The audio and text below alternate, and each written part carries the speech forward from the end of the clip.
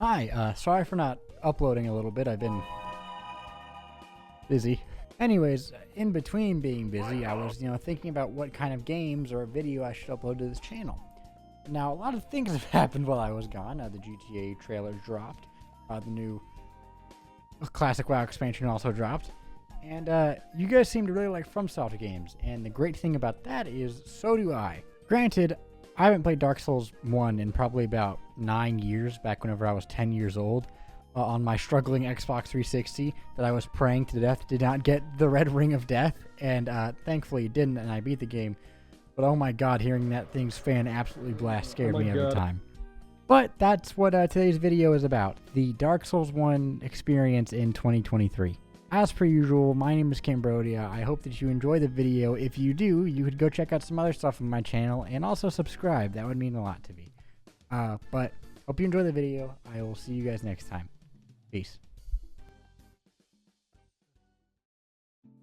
So when I booted up the game, I was instantly just flooded with a wave of nostalgia that I haven't felt in a very long time.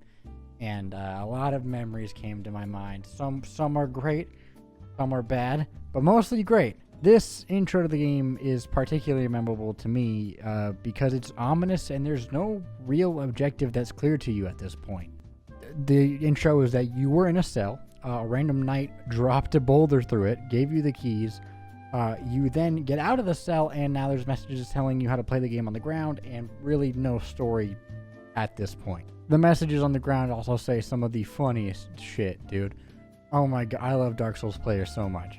But let me tell you, whenever my 10-year-old brain fell down into the hellhole that is the asylum demon, and I saw his unproportionate slimy face, I freaked out. Again, back then I was very young, so I didn't know that you could just fucking whip past him, and I tried to fight him all the time and died over and over again, as you'd expect. But I did eventually kill him, and this is where I learned that you get this weapon for actually killing him on your first encounter, which is so cool. After this point, you run through and you finally find a kind of cliff top or a hill, which you run onto, and then you get carried into Firelink Shrine by the BAB, also known as the Big Ass Bird, which is where the game officially starts, and you are free to explore wherever you want to go, and you can do whatever the hell you want. Now, let me start off by saying that this game is just as fantastic as any of the other Souls games.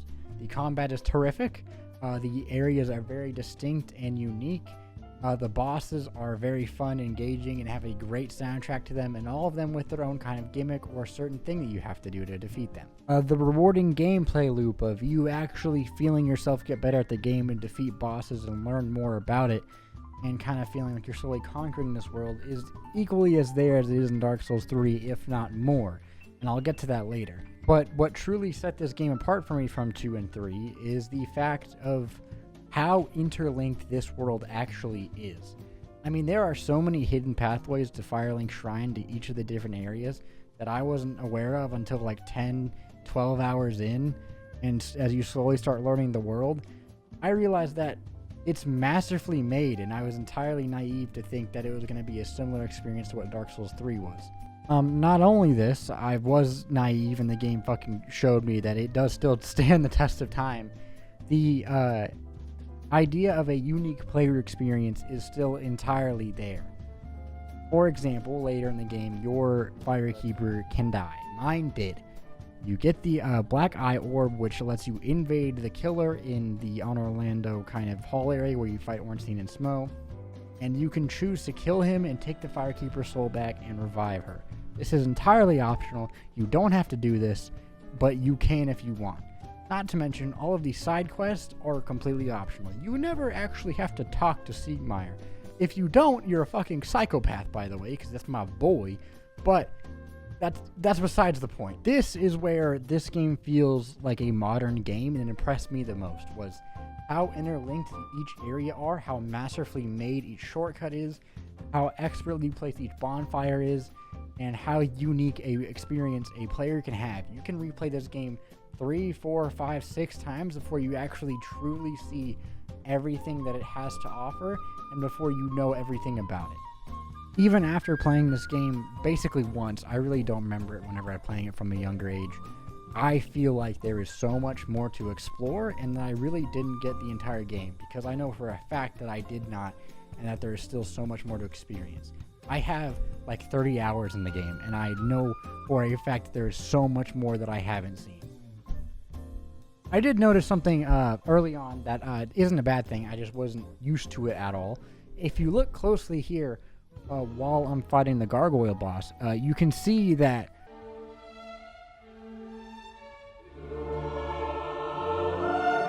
yeah, so you can't fucking move while you heal in this game, and in Dark Souls 3 you can kind of, walk around to heal. That's not a thing, making healing a much bigger commitment in Dark Souls 1 than it is in Dark Souls 3. But this is also counteracted by the fact that I feel like the Dark Souls 1 bosses are much easier than the Dark Souls 3 bosses. But that's just my opinion. I just felt like they were much easier to learn the moveset and their gimmicks. Also mentioning differing mechanics from the third game, you can't warp to bonfires until you're about 50% through the game and defeat Ornstein and Smo and go acquire the Lord Vessel. Now, this world has many interlinking pathways and shortcuts, so it's really not that bad, but it does make getting the Lord Vessel a whole hell of a lot like God. It's just a godsend, and I had the biggest sigh of relief whenever I finally got it. This made me appreciate being able to warp between bonfires much more than Dark Souls 3 did. Now, the build diversity is still there. You can do dexterity, you can do strength, you can do mage builds, mana builds, parrying, all that stuff.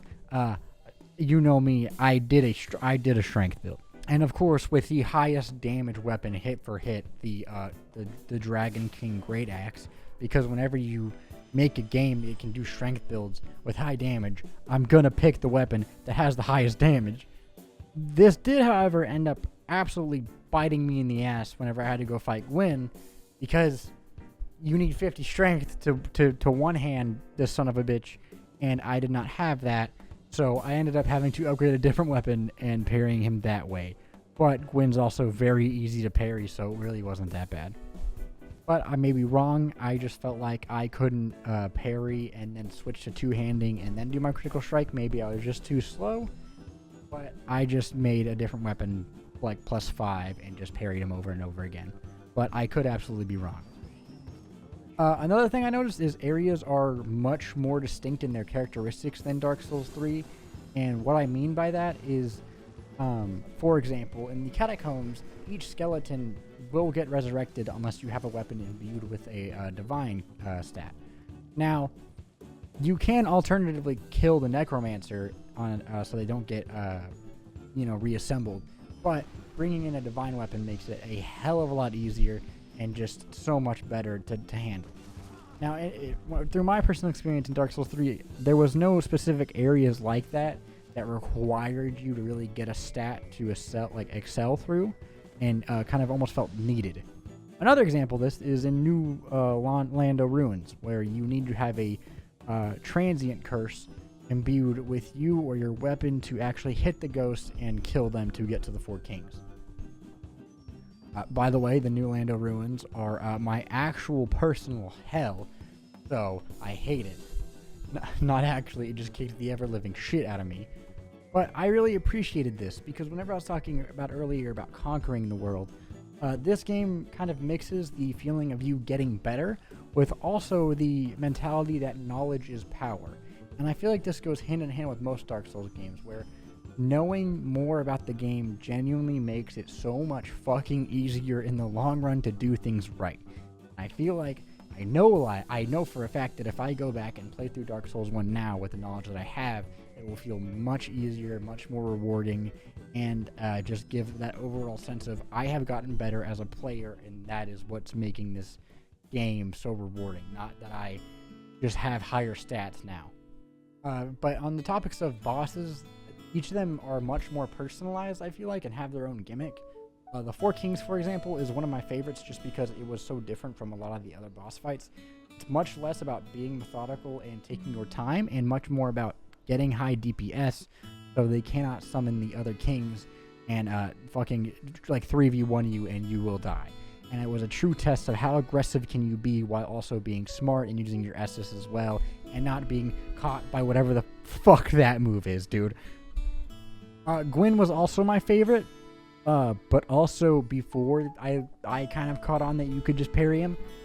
If you don't decide to cheese him and don't parry him, he genuinely feels like a Dark Souls 3 boss, and I mean that in the fact that he is very aggressive and fast and has a lot of interlinking combos. And similar to the Abyss Watchers, similar to the final boss in Dark Souls 3, the Lord of Cinder, similar to just a lot of the more aggressive style bosses they have in the later games, rather than the slow-moving kind of gimmicky bosses in this game. Which, whenever I use the word gimmicky, I'm not assuming they're bad, but they have a main characteristic that they use for their boss fight. I also did like the Centipede Demon for the reason that his moveset felt kind of very bouncy and just different, as well as the fact that he gives you a item that you need to progress through the area past him. Very few times in Dark Souls 3 do you get an item that is not necessarily like needed, but is extremely useful. You don't need the ring to traverse the Lost Izalith, but like you're gonna get it. Like just get it. And it kind of felt like a gateway to go exploring that new area, and I really appreciated that. Another one was Seath the Scaleless. I love his soundtrack. I love the way he looks. And I also really like that you can cut off his tail to get a weapon from him, which is particularly not interesting towards him. There's a lot of bosses that can do this. But it's the fact that his back tail is so fucking annoying to get to that whenever you do finally cut it off, it feels very rewarding. As always, the soundtrack is wonderful. I love all of the boss soundtracks. I'll play one for you right now.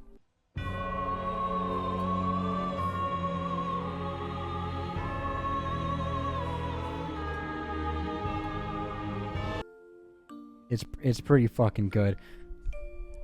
Again, even though this game is very old, it has some of the best visuals I have ever seen in terms of that huge, almost dioramic style, just making you feel incredibly small in this large world, but in a good way, making it feel like this world has been truly lived in. There's a lot of lore behind it. It's aged. There's just so much there to engulf and immerse yourself in. Again, all of the items have lore on them. If you toggle the display, you can see like the description on them, what they were used for. It's just, again, amazing world building here that I really did appreciate. And as per usual, it has very engaging side quests with some of the most memorable characters that carry on through the series. Siegmeyer, Patches, there's like the Firekeeper. It's not the same Firekeeper, a similar character. Just brought me back. I had a wonderful time playing this game. I think it is very unique from Dark Souls 2 and 3, and if you haven't played it in the Souls series, you should go experience it because it is wonderful. I am not saying Dark Souls 3 and Dark Souls 2 are worse than this in any way. I think all of them have their own unique characteristics that make them either better or worse in some ways. I love Dark Souls 3. I have a tattoo of it on my body, but in this video, I really wanted to focus on what makes them different. But I think that's about it. I hope you have a wonderful rest of your day. Thank you for watching. You could subscribe if you made it to this point. That would mean the absolute world to me. Other than that, I will see you next time. My name is Cambrodia. Have a wonderful rest of your day.